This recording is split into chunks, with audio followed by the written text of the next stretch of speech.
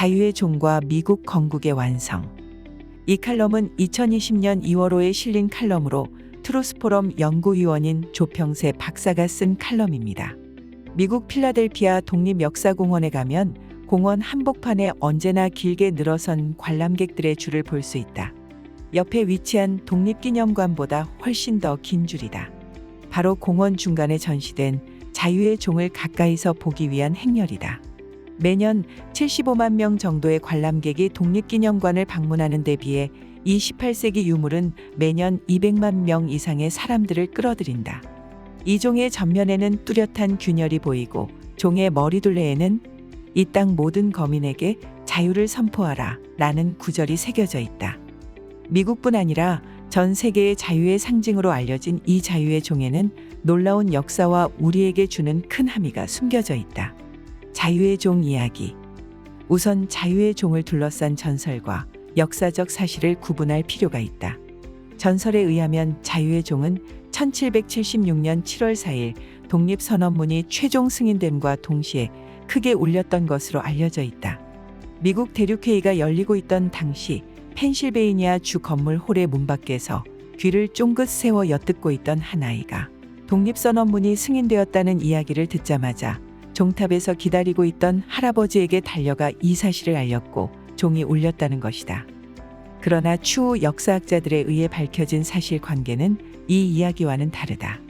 시민들에게 처음 독립선언문을 낭독하고 종을 울렸던 것은 나흘 뒤인 7월 8일이었다.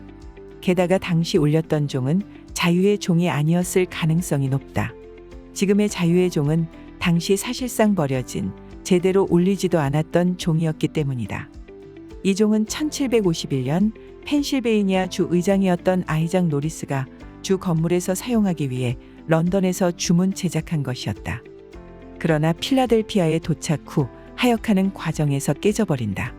주조공 찰스 스토우와 존 패스가 2번이나 종을 다시 녹여서 제작해보지만 수개월의 작업 끝에 나온 결과물은 실패작이었다.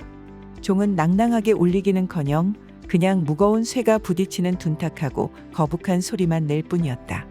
결국 노리스는 런던에서 새로운 종을 주문해야만 했고 펜실베이니아 주 건물에는 2개의 종이 생기게 되었다. 이상한 소리를 내는 첫 번째 종은 뾰족한 종탑에 그대로 두고 2번째 종은 4층 돔에 비치해 매시간을 알리게 했다.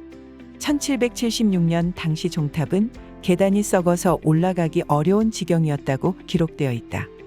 그렇다면 시민들에게 독립선언을 알렸던 종은 지금의 자유의 종이 아닌 2번째 주문한 종인 것이다.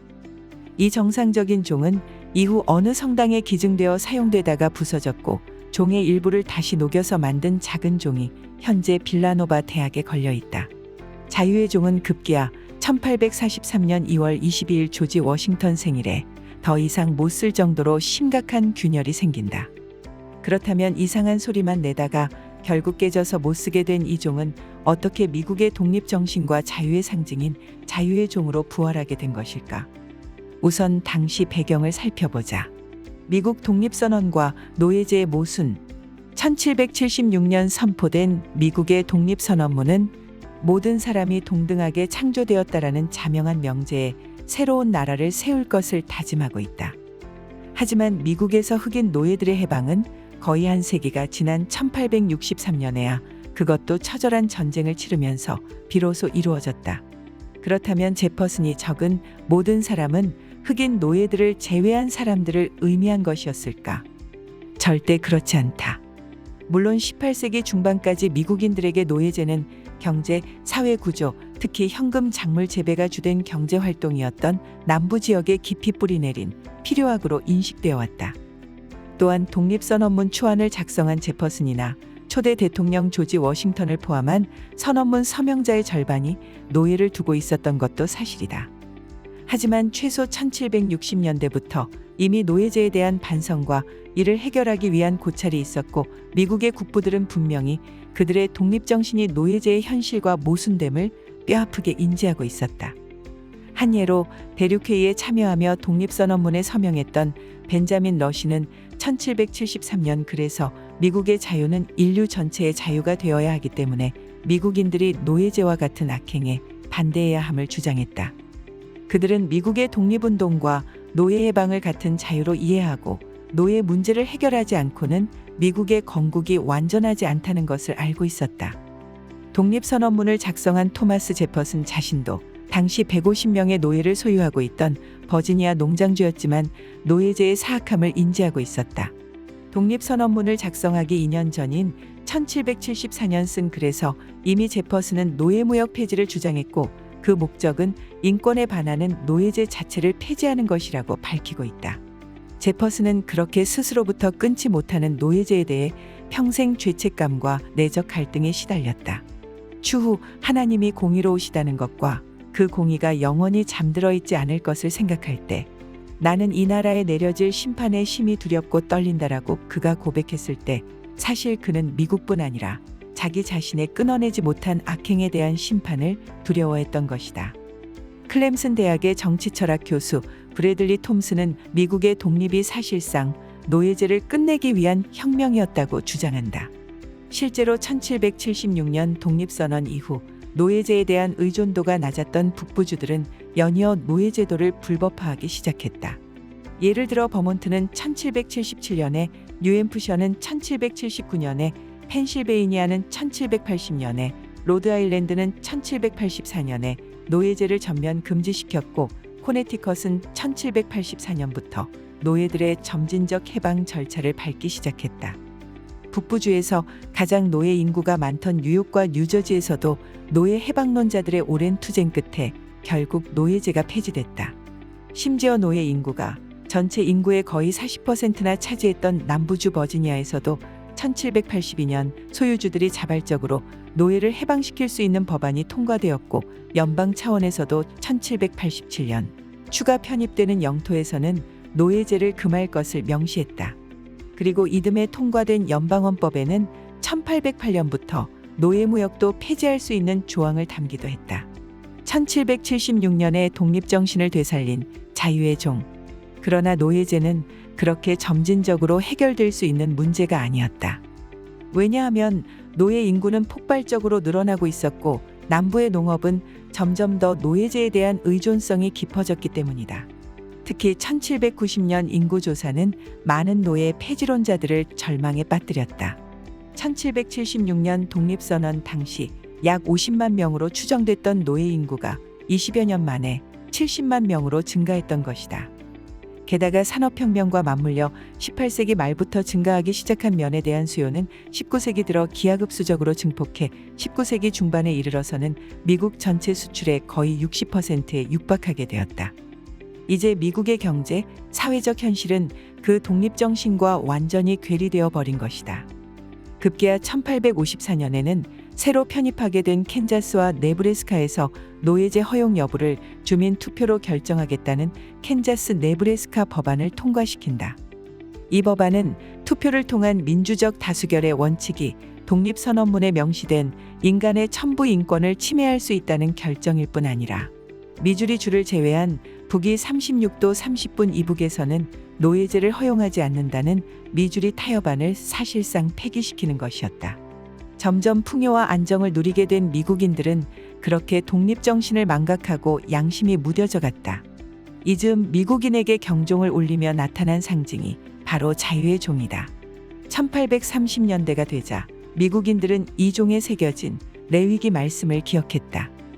이 땅 모든 거민에게 자유를 공포하라라는 이 말씀은 50년째 해를 거룩한 희년으로 지키며 잡힌 자들에게 노임을 선포하라는 명령이었다.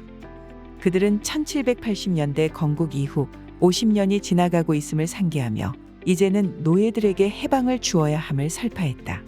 1835년에 노예 폐지 단체가 처음으로 The Liberty Bell이라는 글을 통해 노예 문제에 관심을 기울일 것을 주문했고 연방헌법 제정 50주년인 1837년에는 우버티라는 노예 폐지 잡지 표지에 이종의 그림과 함께 프로크엠 우버티 자유를 공포하라라는 제목이 달리기도 했다.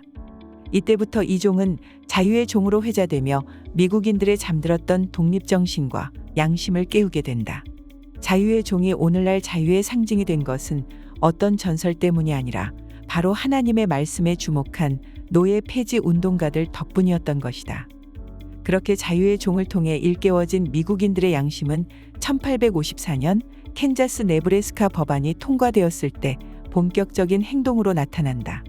바로 이해에 노예제 폐지를 전면 기치로 내세운 공화당이 창당했고, 또 일리노이 주 하원을 끝으로 정치 무대를 떠났던 에이브러햄 링컨이 캔자스 네브래스카 법안의 경로에 다시 정치 복귀를 선언한 것이다. 7년 만에 공화당 대통령으로 당선된 링컨은 1861년 2월 22일 워싱턴에 입성하는 길에 필라델피아에 들러 자유의 종을 마주하고 다음과 같은 연설을 한다. 만약 독립의 그 정신을 포기하지 않고는 이 나라를 구할 수 없는 것이라면 차라리 저는 이 자리에서 암살당하는 편이 나을 것입니다.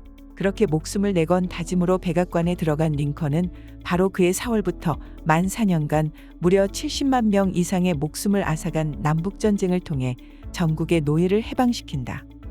그리고 남부주의 항복을 받아낸 지 6일 만에 암살당한다. 그렇게 미국은 그 독립정신과 자유를 위한 위대한 희생을 통해 노예를 해방시키고 건국을 완성했다.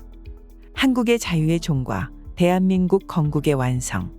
남북전쟁 이후 자유의 종은 계속해서 미국인들에게 그 1776년의 독립정신을 상기시키는 대표적인 유물로 남아 지금까지 이르고 있다.